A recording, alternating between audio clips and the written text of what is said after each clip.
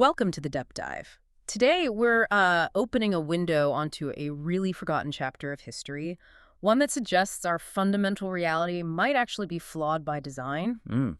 We're diving into the Nag Hammadi Library, a collection of ancient texts so radical they basically suggest creation itself was a massive systems error, a true cosmic glitch. That's really the core of it.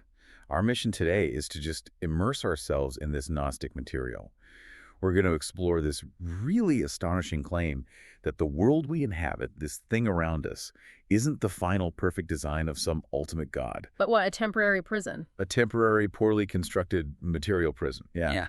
Engineered by flawed, lesser entities. And the essential nugget of insight you'll leave with today is understanding why these ancient thinkers believed that hidden knowledge, or Gnosis, was the ultimate cheat code. The only way out. The only path to bypass these cosmic jailers, the archons, and escape the gravitational pull of everyday life. If you've ever wondered if we're living in a simulation, The Gnostics got there first. they got there about 1700 years before Silicon Valley, yeah. Right.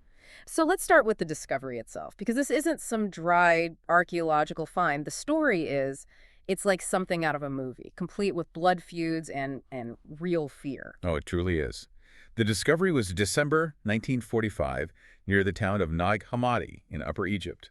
We're talking about the cliff face of a mountain called Jabal el-Taraf. And who found it? A local man, Muhammad Ali.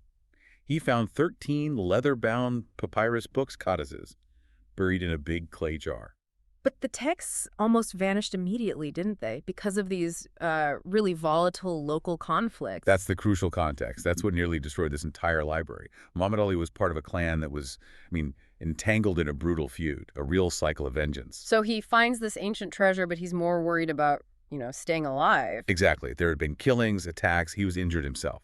So when he finds this jar, he was terrified to go back to that area. He was afraid of retribution. So for a long time, the text just sort of languished.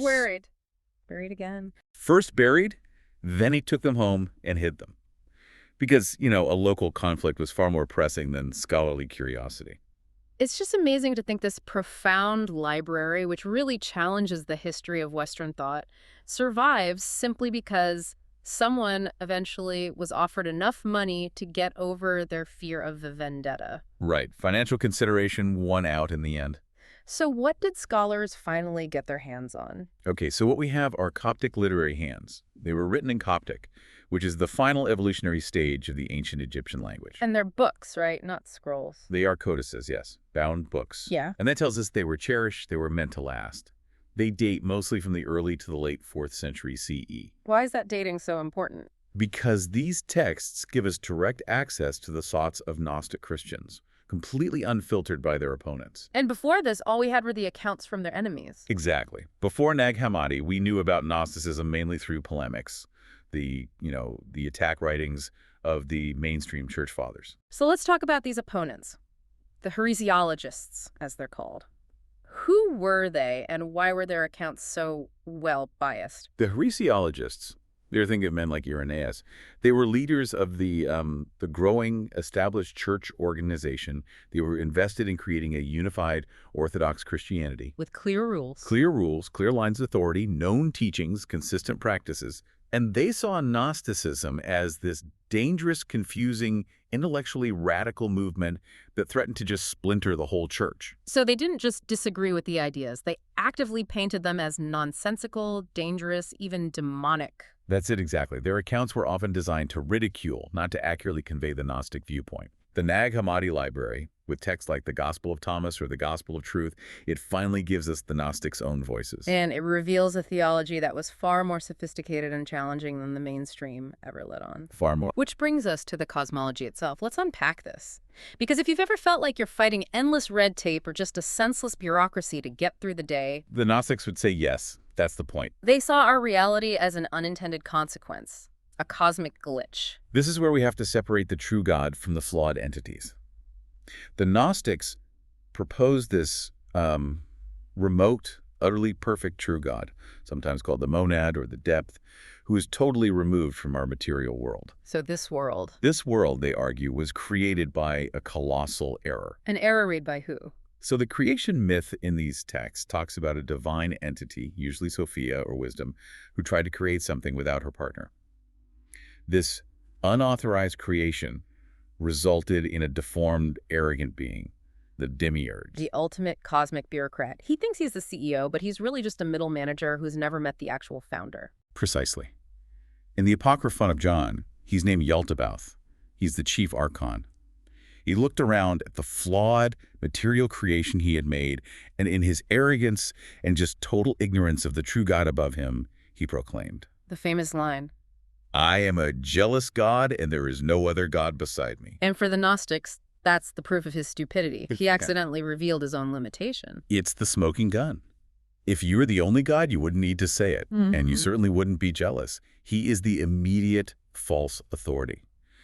The creator who, as the Gospel of Philip says, fell short of making the world immortal and imperishable. And he doesn't work alone. He has a staff, the archons. Who are these archons in the Gnostic worldview? The archons are basically the powers of chaos and darkness. The demiurge united 7 of these powers, and they can manifest as things like envy or lordship, goodness, whatever, with the authorities around him. Think of them as the enforcement mechanism of the prison, the malware running the flawed firmware of our reality. Absolutely.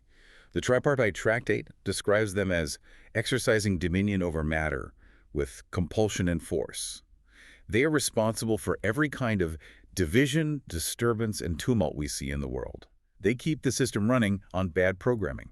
So if the world was made by a cosmic bureaucrat, does that explain Mondays? It does a surprisingly good job of explaining the fundamental absurdity and, friction of modern bureaucracy or even social media polarization. It turns the mundane struggle into a theological one. It does.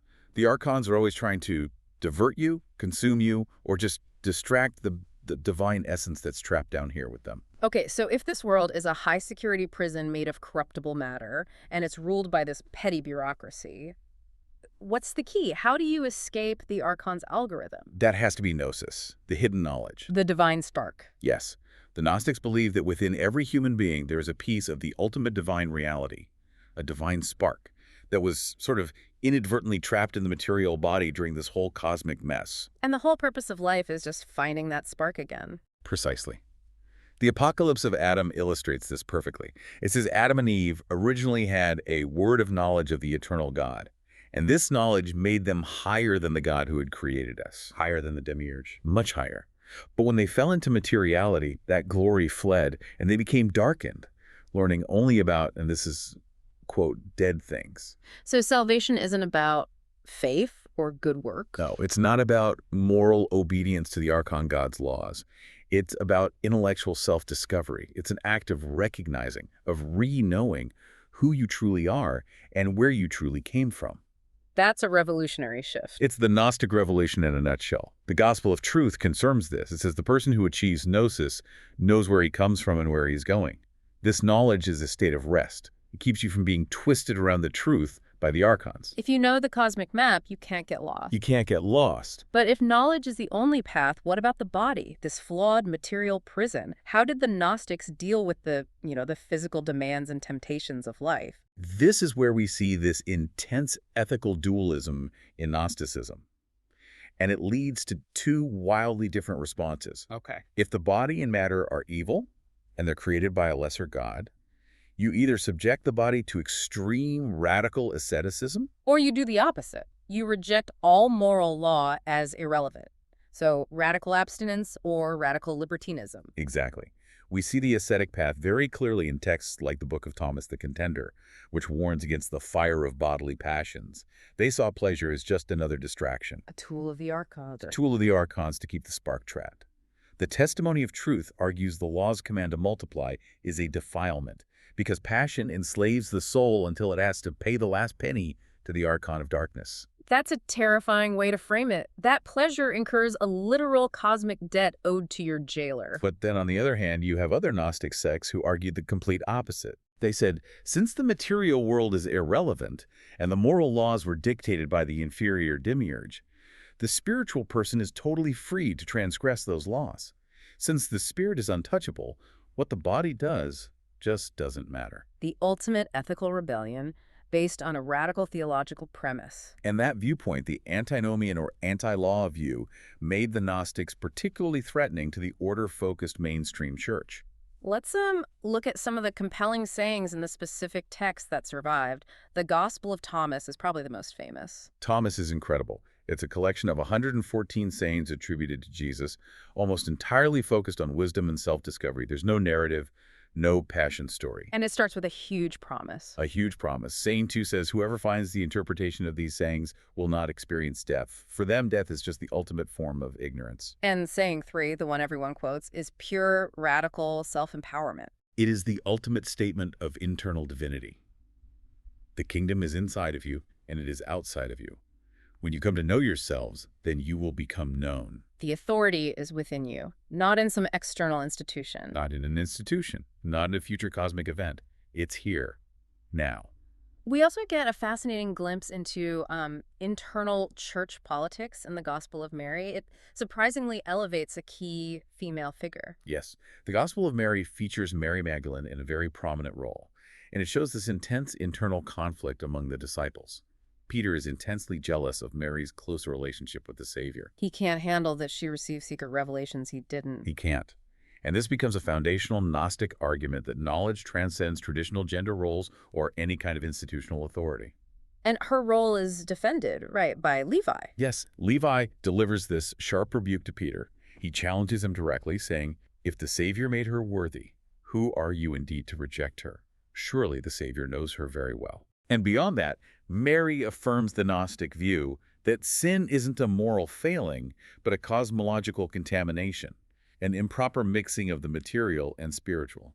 Okay, finally, let's turn to the second treatise of the great Seth and this very controversial idea known as Docetism. Docetism, right? This is the idea that the Savior didn't truly become flesh, didn't truly suffer. It comes from the Greek word doke, which means to seem or to appear. The Gnostics believed that the divine entity, the Redeemer, was just too pure, too perfect to actually touch the corruptible matter of the demiurge's world. So the suffering and death on the cross, it was an illusion, a cosmic trick. Exactly. The second treatise says the Savior appeared by stealth, not as he was, but in a way that the archons and the material world could perceive him. They couldn't see his true form. No. The Gospel of Philip clarifies this. It says he appeared to angels as an angel and to men as a man. And crucially, his death was a laughingstock to the divine power. Because the archons, the powers of this world, thought they had won. They thought they'd slain the divine power and taken control of the universe. They believed they had won. They were completely fooled by the manifestation. The actual untouchable divine spark just ascended, completely unharmed. It reinforces the whole Gnostic principle. True divinity cannot be constrained or harmed by the flawed matter of this reality. So if we bring this ancient struggle, this fight against Yaldabaoth and the archons into our present moment, the central idea is still so relevant. It really is. Huh. Are we living an examined life, or are we just passively serving the algorithm of everyday life, which is really the modern equivalent of the archon's compulsion and force, all designed to distract and divide us? The Nag Hammadi Library, buried for centuries, offers this stunning, radical counter-narrative to our history. It emphasizes that true secret knowledge and the pursuit of the perfect light is what empowers us against perceived authorities, both, terrestrial and cosmic. And this leads us to a final provocative thought. It comes from this beautiful and really violent metaphor of the veil from the Gospel of Philip. Okay. The text describes the veil separating the realm of the true God from our world. And it says, this veil was rent, torn from top to bottom, allowing both those above and those below to finally see the truth. The truth is revealed, and when the inside is revealed to the outside, Sure. What happens? The Gnostic text states that the whole inferior Godhead will flee when the true interior things are revealed. Wow. The implication is just staggering. The demiurge's entire cosmos is so fragile, so dependent on ignorance and illusion, that it will utterly collapse the moment the perfect light of Gnosis shines through. So if that ancient system was so fragile, what fundamental illusion are you still holding on to today? What hidden knowledge is just waiting for you to uncover right beneath the superficial reality you accept every day?